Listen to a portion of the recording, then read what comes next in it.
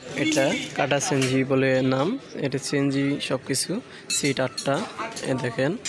এটা driver seat, এটা starting handle দেখেন, ড্যাশবোর্ড, মিটার, ব্রেক দেখেন, মাস্টার সিলিন্ডার, হ্যান্ডেল, এগুলো নতুন, কোনো কাজ কাম নেই। এই সিটের নিচে মূলত, সামনের সিটের নিচে মূলত গ্যাস সিলিন্ডার। এই যে গ্যাস সিলিন্ডার দেখেন,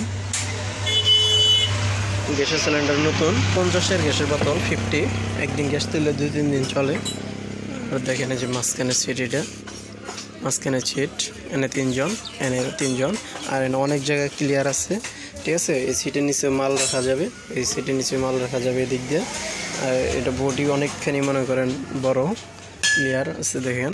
আর ভিতরটা দেখেন, এই যে ভিতর, এটা ভিতরে ডেকোরেশনের দেখেন, এই সাইডটা দেখেন, এগুলো সাইড বাম সাইড দেখেন, টেংরি টুংরি সব কিছু নতুন দেখেন, নতুন চাকাগুলো ভালো, রিংগুলো আছে ভালো।